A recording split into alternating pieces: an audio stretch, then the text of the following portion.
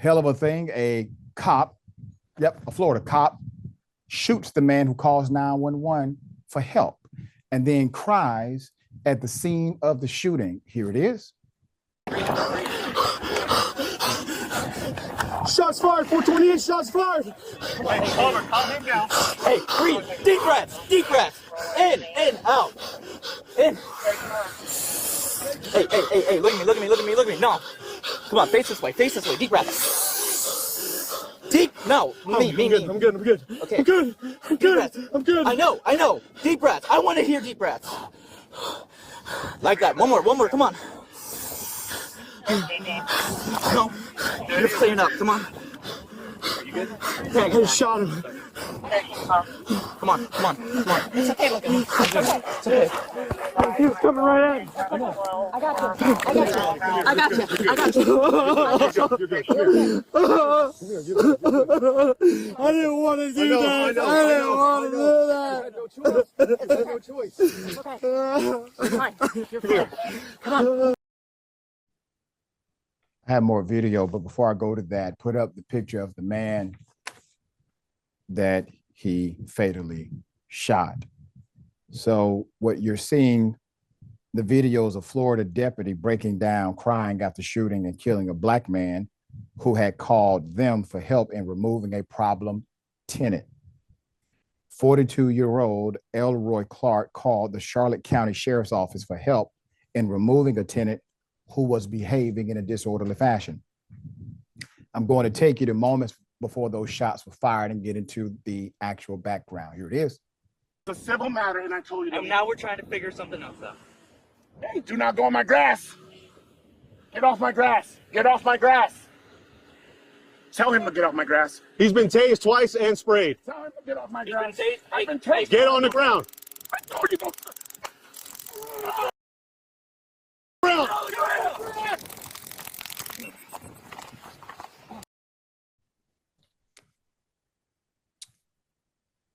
The deputy showed up and attempted to arrest Mr. Clarke. Now remember, Mr. Clarke is the one who called 911. They attempted to arrest Mr. Clarke over a misdemeanor trespassing warrant stemming from an incident over the summer where he said he was attacked by a deputy after walking into a sheriff's office building to discuss a previous case pertaining to him. Online court records state that Clarke was transported to a local hospital that day, and then he was arrested for trespassing. He then failed to show up in court, which led to the warrant being issued. We're talking about some paperwork stuff here, okay? But on October 23rd, Mr. Clarke, likely completely not knowing he has a misdemeanor bench warrant for trespass, called the police. He called deputies to help him with a tenant and to help remove the tenant from the home. The home is valued at $1.6 million. It contains 11 rooms, according to the Charlotte County Property Appraiser website. Clarke was the owner of several businesses, including a real estate company called Clarke International Real Estate Group. Body camera video released Friday shows Clarke speaking to the arriving deputies, telling them that the tenant had been staying at his home for multiple months, but apparently attempted to enter a portion of the home he was not allowed to access without Clarke's permission. Quote, "I thought I could help him, but I can't," he told the deputies. "He's unstable and disturbing the peace. He came into my home and I told him he can't come in without permission. So he violated my space," Clarke continued. "Then came and slammed my door."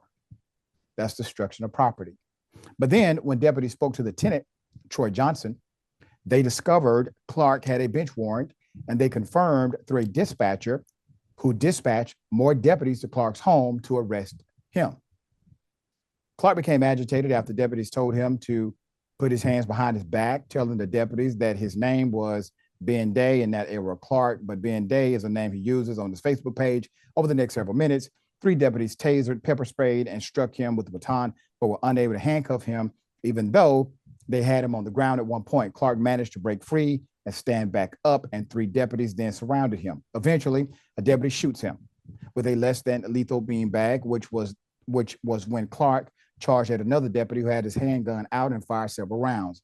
The deputy with the beanbag gun also fired from his real gun as well. Okay, so you're seeing the shot before the shooting. Deputies also arrested Johnson, the tenant, on charges of possession of a firearm by a convicted felon, manufacturing marijuana, possession of marijuana with intent to sell, and possession of drug paraphernalia, according to NBC2. There are a lot of nuances to this story, but you have to start with the utter brokenness of the criminal justice system at large. You have an individual who's dead because of basically a paperwork issue. Possibly he did not get notice for court. That is a possibility. Maybe an attorney dropped the ball. Maybe something else happened. But we do know that it seems weird. It seems a little ironic that he goes to a hospital and gets charged with trespassing on the day he goes to see the sheriff about another issue. That already seems like it doesn't pass the smell test. Why is that important? Because we often look at effect and we do not consider cause. Almost as if effect must justify the cause. Fast forward, he calls the police because he doesn't want to engage directly. He does what he's supposed to do. The sheriff's office is the constitutional authority that you would involve in a situation like that. They end up killing him over what most jurisdictions would not even require you to be extradited for: a trespass ticket. All right. A whole human being is dead, who seemingly was a successful businessman, probably employed people as well in his multiple companies, but he's now dead. And no matter how you stretch this, it's because of a misdemeanor trespass ticket. What say you? I say it's ludicrous, and that's where we must start. As you so well noted, Dr. Richey, this man should be alive. The police showed up and did what they often do. Black people can't be purported victims. They can't be accusers. They must be investigated, and that's what they did. And perhaps some of that's routine, but here's what I do know. Pay very close attention to the tenant and the charges they hit him with as well, because they are trying to blow this up into a standoff that required almost, a military response to justify the foolishness that took place after.